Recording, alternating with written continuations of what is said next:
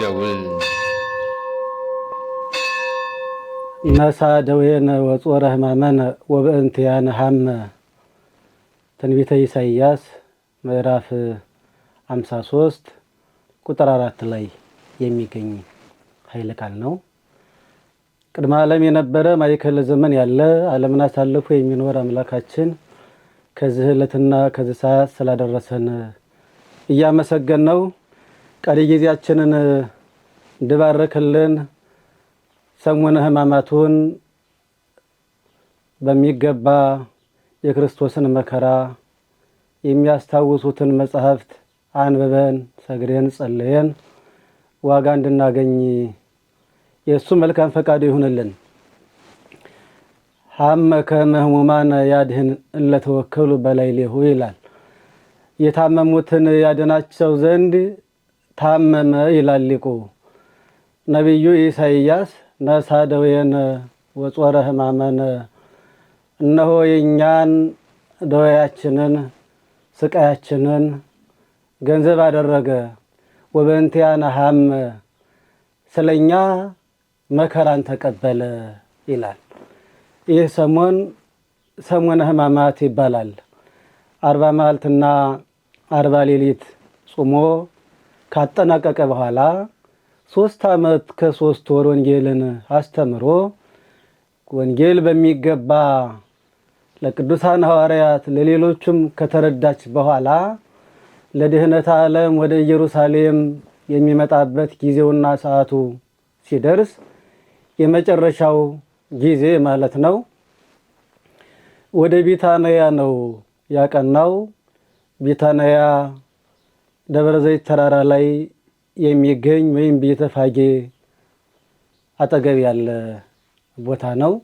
ጌታችን መድኃኒታችን ኢየሱስ ክርስቶስ እሁድ ዕለት ደቀ መዛሙርቱን ወደ ደብረ ዘይት ተራራ ይዟቸው ከወጣ በኋላ ሁለቱን ደቀ መዛሙርቱን ወደፊታችሁ ሂዱና ከፊታችሁ ካለው ሀገር አህያ ከውርንጭላዋ ጋራ ታስራ ታገኛላችሁ፣ ፈታችሁ አምጡልኝ ብሏቸው ነበርና እነሱም አህያው ወደ ታሰረችበት ሲያቀኑ አህያዋ ታስራ አገኝተዋታል። ለምን ትፈታላችሁ የሚላቸው ሰው ቢኖር ጌታቸው ይፈልጋቸዋል ብሏቸው ስለነበረ ሲጠይቋቸው ጌታቸው ስለሚፈልጋቸው ነው ብለው መልስ መልሰው አህዮቹን ፈተው ጌታችን ኢየሱስ ክርስቶስ ወዳለበት ይዘው መጥተዋል። የአህያዋ መፈታት ይሄ ዓለም በበደል በኃጢአት ታስሮ የነበረው ዓለም ነፃ መሆኑና ከስራት መፈታቱን የሰው ልጅ የሚያመለክት ነው። ከዛም በአህያዋ ላይ በእግሩ 14ቱን ምዕራፍ ተጉዞ 2ቱን በአህያዋ ላይ ተቀምጦ እስከ ቤተ መቅደስ ተጉዟል። ቤተ መቅደሱን በውርንጭላዋ ላይ ሆኖ ዙሮ ሕፃናቱ አረጋውያኑ ልብሳቸውን እየጎዘጎዙ እያነጠፉ አበባውን እየቆረጡ መንገዱን እየጎዘጎዙ ስንኳንስ አንተ የተቀመጥክባት አህያ እንኳ በምድር ላይ ትሄድ አይገባትም እያሉ እያመሰገኑ የዘንባባ ዝንጣፊ ይዘው ጌሮስ ሜሮስ የዳዊት ልጅ ሆይ አሁን አድን፣ አሁን አድን፣ ለዳዊት ልጅ መድኃኒት መባል ይገባዋል እያሉ እንደዛ አይነት የሰሌን ዝንጣፊ ወይም ዘንባባ ይዘው እያሸበሸቡ እየዘመሩ ወደ ኢየሩሳሌም ወደ ቤተ መቅደሱ ገብቷል። ከገባ በኋላ እሁድ ዕለት ይህ የአቀባበል ስነ ስርዓት ወደ ቤተ መቅደስ የመግባት ስነ ስርዓት ተከናውኖ በመነጋው ሰኞ ጠዋት ማለት ነው ቤተ መቅደሱን ያጸዳበት ዕለት ነው። በዛ ሲሸጡ ሲለውጡ ያላግባብ ቤተ መቅደሱን ሲያሳድፉ የነበሩትን ድርድራቸውን በመገለባበጥ ርግባቸውን ዶሯቸውን በዛ ያለውን እንስሳቱን ሁሉ እንዲወጡ በጅራፍ ሰዎቹንም ጭምር ቅዱሳን ሐዋርያት ባዘጋጁለት ጅራፍ እየገረፈ አስወጥቶ ቤተ መቅደሱን ካጸዳ ንጹህ ካደረገ በኋላ ቤቴ የጸሎት ቤት ይባላል፣ እናንተ ግን የሌባ ዋሻ፣ የወንበዴ መገሳገሻ አደረጋችሁት። ካሁን በኋላ ይሄ ቤተ መቅደስ እነሆ የሐዲስ ኪዳን ቤተ መቅደስ ነው የሚሆነው፣ ጊዜውና ሰዓቱ አልፎበታል ብሎ ቤተ መቅደሱን ካነጻ በኋላ ወደ ቢታንያ ሰኞ ዕለት አቅንቷል። ዳግመኛ ማለት ነው። ቢታንያ ጠዋት ላይ እንደደረሱ ወርህበ ኢየሱስ ይላል በለበሰው ሥጋ ምታት እንዳይደለ ለማጠየቅ ተራበ ይላል። በዛም በለስን ተመለከተ። ፍሬ እንዳላት ብሎ ወደ በለሷ ተጠጋ። ቤያት በለሷ ጊዜው አልነበረምና ፍሬ አላገኘባትም። ይኩን ፍሬ በኀቤኪ እስከ ለዓለም፣ ለዘላለሙ ባንቺ ፍሬ አይኑርብሽ ብሎ ረገማት። ቅዱሳን ሐዋርያት ሲረግማት ተመለከቱ። ወዳው በለሷን ረግሞ ከወጡ በኋላ ተመልሰው ማታ በለሷ ባለችበት ሲንቀሳቀሱ በለሷ ኮርኳ ብላ ደርቃ ከስሯ ተነቃቅላ አዩአት፣ ደነገጡ። መምህር ጠዋት የረገማት በለስ አይደለችም እንዲህ ሆነችው አሉ። አዎ እናት ጠዋት ስለረገማት እንዲህ ሆነች ብለው ለእያንዳንዳቸው በዛ የተከናወነውን ታምራት አይተው ተጨነቁ፣ ተጠበቡ። እሷን እንዲህ የረገመማ ሌላውን እንዴት ያደርግ ይሆን ብለው ማለት ነው።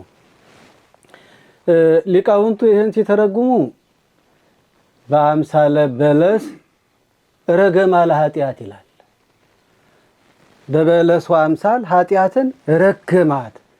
ካሁን በኋላ የኃጢአት ምንጭ ደረቀ ለማለት የኃጢአት ምንጭ መድረቁን ለማሳየት በለሷን ረገመ ይላል። በለስ ጥንቱን ከገነት ያስወጣች አዳምና ሔዋንን ስደተኛ ያደረገች በለሷ ስለነበረች ተረገመች ይላሉ ሊቃውንት። ሁለተኛ ኃጢአታችሁ እንደ በለስ ሰፋ ገነነ። የበለስ ቅጠሉ ሰፋፊ ነው። እናንተ ትንቢት ቢነገርላችሁ፣ ሱባኤ ቢቆጠርላችሁ የተነገረውን ትንቢት የተቆጠረውን ሱባኤ መቀበል ተሳናችሁ፣ አቃታችሁ። ካሁን በኋላ መስዋዕታችሁ፣ ቁርባናችሁ፣ አገልግሎቱ ሁሉ እንደዚህ እንደ በለስ የደረቀ ይሆናል፣ ያልፋል ብሎ ኃጢአትንና አጠቃላይ በብሉይ ኪዳን ይከናወን የነበረውን ሁሉ እንዳስቀረው ሊቃውንት ይተረጉማሉ። በመሆኑ ትናንትና በለስን የረገመበት ቤተ መቅደስን ያነጻበት የመጀመሪያው የሕማማቱ ጸሎት የተጀመረበት ሰኞ ነው። በትናንትናው ዕለት በለሷን ረግሟል፣ ቤተ መቅደሱን አንጽቷል። ማክሰኞ ደግሞ ቤተ መቅደሱን ሲያጸዳ፣ ጉባኤ ሲፈታ፣ ሲበትን የተመለከቱ ጸሐፍት ፈሪሳውያንና ሰዶቃውያን በመባይተ መኑ ትገብር ዘንተ፣ ይህንን የምታደርግ ጉባኤ የምትፈታ የምትበትን ቤተ መቅደሱን ወደዚህ መግባት የለበትም እያልክ የምታውጅ የምትከለክል አንተ ማነህ? ይህን ስልጣን ማን የሰጠህ?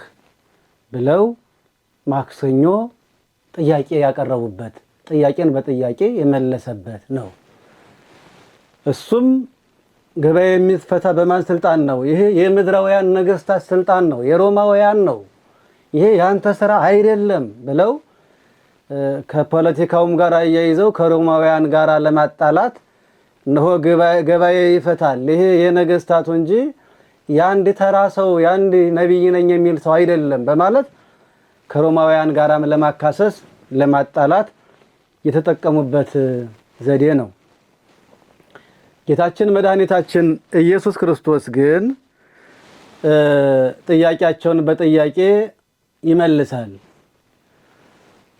ይህን ገበያ የምትፈታ ይህን የምታደርግ በማን ስልጣን ነው ሲሉት ጥምቀቱ ለዮሐንስ እማይቴውቱ የዮሐንስ ጥምቀቱ ከሰማይ ነው ወይስ ከምድር ነው የሚል ጥያቄ ነው ያቀረበላቸው። ከሰማይ ነው ብንለው ህዝቡ ለምን አላመናችሁበትም ብሎ ይጣላናል፣ በድንጋይ ይወግረናል፣ በእሳት ያቃጥለናል።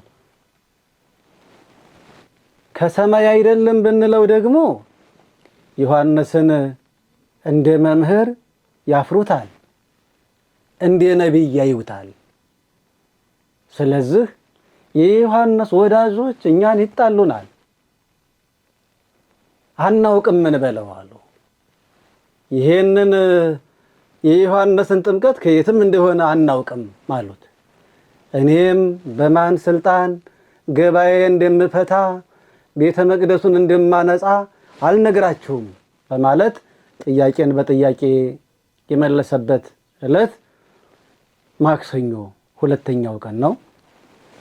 ሶስተኛው ጌታችን መድኃኒታችን ኢየሱስ ክርስቶስ የመጣ ይህን ዓለም ለማዳንና ደዌያችንን ገንዘብ ለማድረግ ከሕማም ከፈተና ከስቃይ ከመከራ የሰው ልጅ ለማዳን የመጣው እሱ ትንቢት አናግሮ ሱባኤ ቆጥሮ ነውና ይህንን እነሱ በገዛ ፈቃዳቸው ያደረጉት ይመስላቸው ይሆናል። ውስጡ ግን ጥበብ እግዚአብሔር ነውና ጊዜውና ሰዓቱ ሲደርስ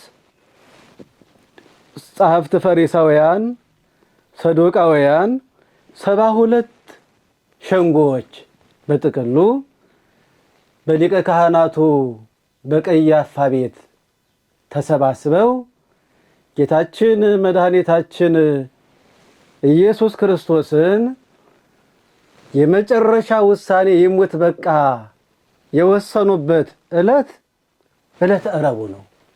ይህንንም ያደረጉት በሊቀ ካህናቱ በቀያፋ ሰብሳቢነት በቀያፋ ቤት ነው የተከናወነው። ይሁዳም እሱን አሳልፌ በሰጣችሁ ምን ያህል ገንዘብ ትሰጡኛላችሁ ብሎ ለድርድር የቀረበው በዕለተ ረቡዕ ነው።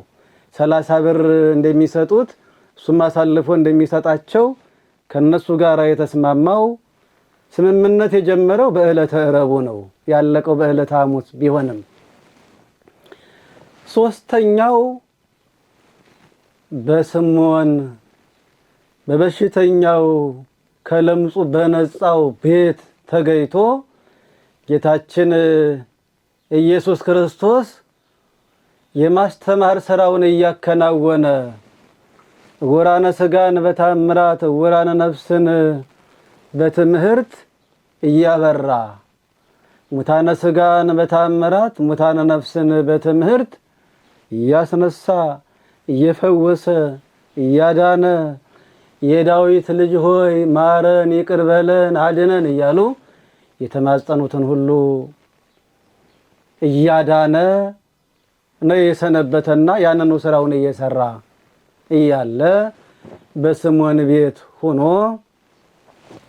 አንዲት በበደልና በኃጢአት ዘመኗንና ጊዜዋን የጨረሰች ሴት በሩን አንኳኩታ እንዲከፍቱላት ወደ ጌታችን ወደ ኢየሱስ ክርስቶስ የመጣችበት ዕለት ነው። ይችውም ማርያም እንተ ዕፍረት ሽቱን አመታ የቀባችው ማርያም እንተ ዕፍረት ነች። እናም በዛ የተመለከቷት ሁሉ በሩን ለመክፈት ሰውየውም ፈቃደኛ አልነበረም። ይቺ በደለኛ ኃጢአተኛ ሴት ናት፣ ስለምን ወደዚህ መጣች? አልከፍትም ብሎ ካያት በኋላ በሩን ዘጋባት።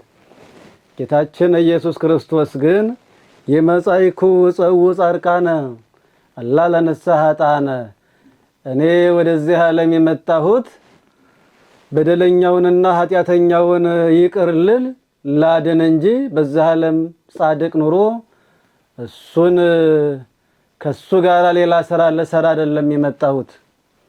ያልተሰራ ስራ ኑሮ እሱን ልሰራ የማዳን ስራ ልሰራ ነው የመጣሁና ተዋት፣ በር እያንኳኳች ያለችውን ትግባ፣ ትከልከላት ብሎ ተዘግቶ የነበረውን በር እንዲከፈትላት ያደረገበት ዕለትና እሷም በ300 ወቄት ወርቅ የተገዛውን ሽቱ ይዛ መታ ዘገባ በሰውነቱ ላይ ያፈሰሰች በፀጉሯ እግሩን እያበሰች ጌታ ሆይ ማረኝ ይቅር በለኝ ያለዋቂ በደለኛ ነኝና ይቅር በለኝ ብላ ኃጢአቷ የተሰረየበት ጌታችን ኢየሱስ ክርስቶስም ተሃድገ ለኪ ኃጢአተኪ እነሆ ኃጢአትሽ ተሰረየልሽ ካሁን በኋላ ዳግመኛ አትበዲ ብሎ የሰው ልጅ ምንም ኃጢአት ቢሰራ ንስሐ ከገባ እግዚአብሔር አምላክ ይቅር የሚል የይቅርታ የቸርነት አምላክ መሆኑን ያስተማረበት ስለ ንስሐ ያስተማረበት በተግባር ዕለት በመሆኑ 3 ነገሮች የተከናወኑበት ሸንጎዎቹ ጸሐፍትን ፈሪሳውያንና ሰዱቃውያን በቀያፋ ሊቀ ካህናት ሰብሳቢነት ጌታችን ኢየሱስ ክርስቶስን የመጨረሻ ውሳኔ ይሙት በቃ የወሰኑበት የመጀመሪያው ነው። ሁለተኛ የማርያም ተፍረት በደልና ኃጢአት የተወገደበት ስለ ንስሐ ያስተማረበት ዕለት ነው። ሶስተኛው ደግሞ ያልታደለው ይሁዳ ለገንዘብ ብሎ መምህሩን ለመሸጥ ፈጣሪውን ለመሸጥ የተስማማበት ዕለት ነውና ይሄን ዕለት በማሰብ የኛን ደዌያችንን መከራችንን ለመቀበል ወደዚህ ዓለም መምጣቱን እያስታወስን በቤተ ክርስቲያን ተገኝተን በመውደቅና በመነሳት በመስገድ መከራ የማይገባህ ጌታ ሆይ ለኛ ስትል መከራ መስቀልን ተቀበልክ፣ ለኛ ስትል ተገፈፍክ ተገረፍክ፣ ለኛ ስትል ወደዚህ ዓለም መጣህ እያል መከራውን እያስታወስን የምናነባበት የምናለቅስበት የምናዝንበት የምንሰግድበት ደስታ የሚባል ምልክት የማይታይበት ሰሞን ነው ሰሞነ ሕማማት። የክርስቶስን መከራ ብቻ የምናስታውስበት መከራ መስቀሉን የምናስታውስበት ሰሞን ነው ሰሞነ ሕማማት። ሰሞነ ሕማማትን የምናከብረው በጥንቃቄ ነው።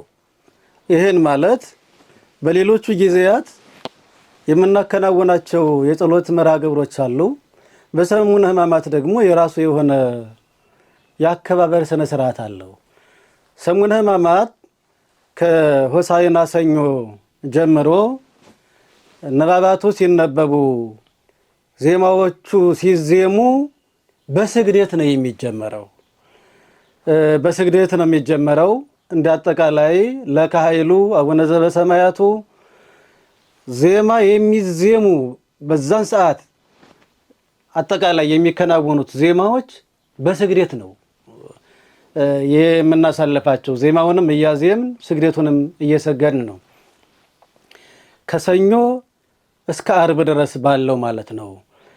ከሰኞ እስከ ዓርብ ድረስ የሰሙነ ሕማማት አከባበር በስግደት በጸሎት ብሉያትን ሐዲሳትን ሊቃውንትን ሌሎቹንም ድርሳናትንና ገድላትን ጭምር በማንበብ ዳዊት በመድገም በየጊዜውና በየሰዓቱ በግብረ ሕማሙ ሰዓት ነው የምንጠቀመው። ይሄ ማለት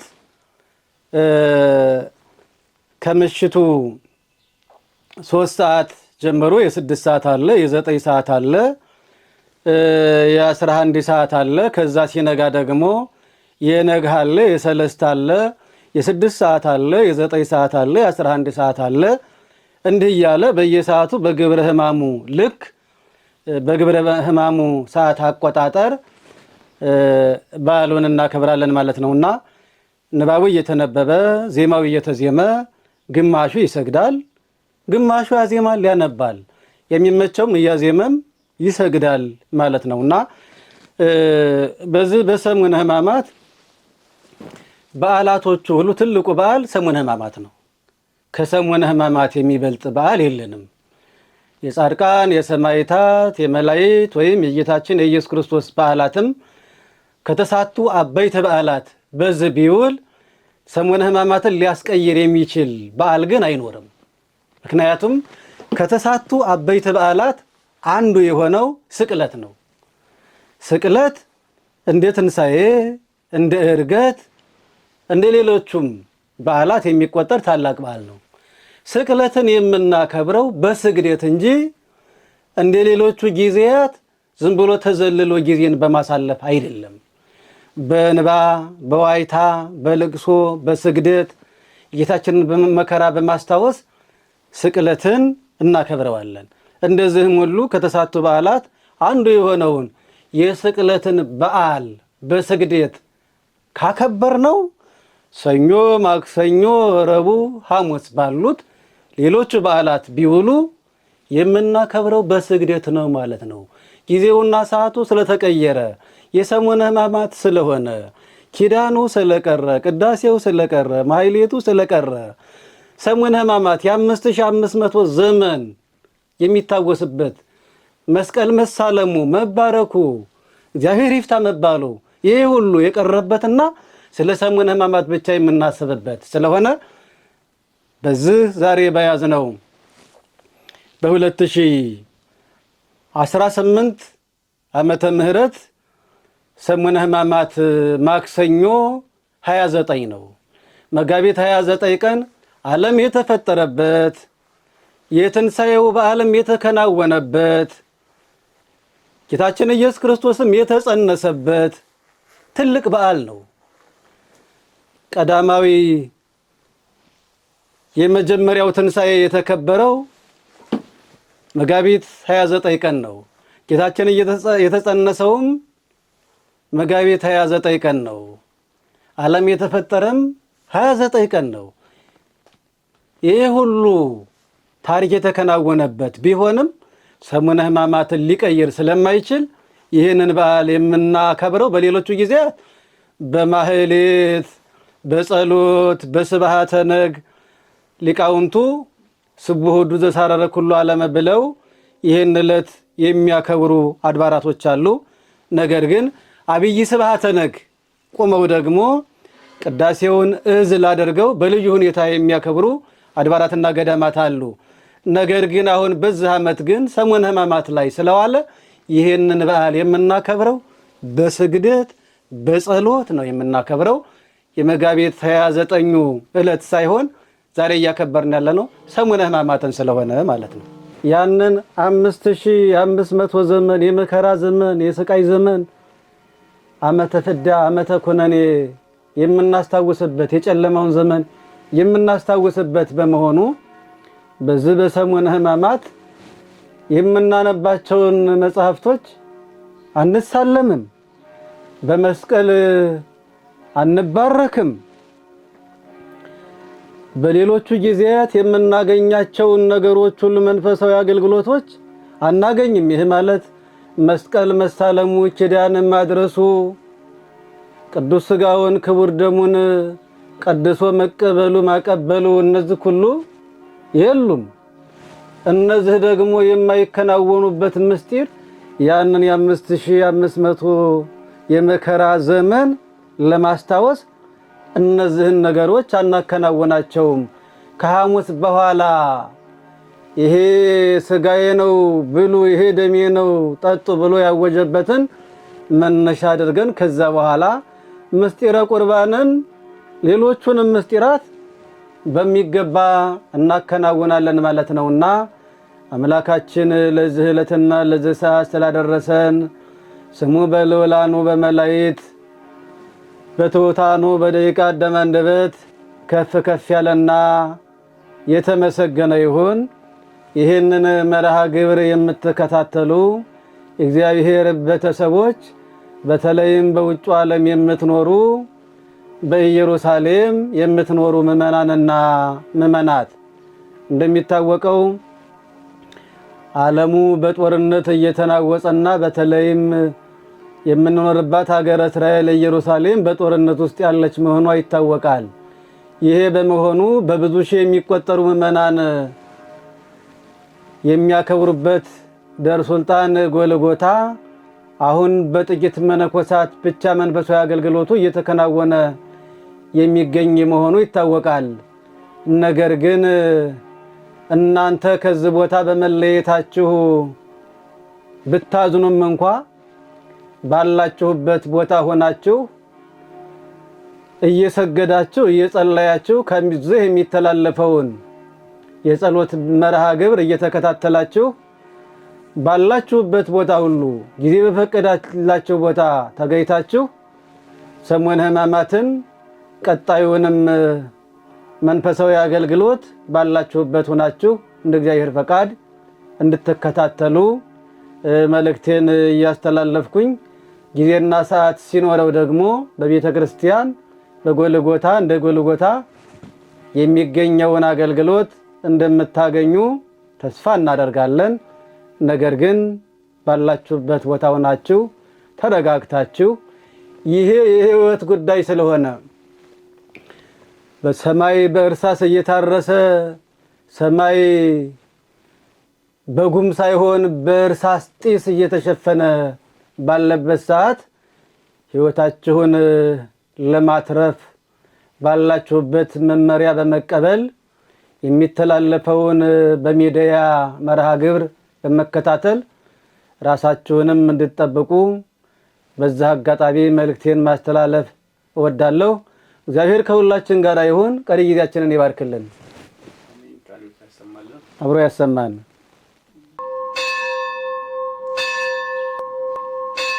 ደውል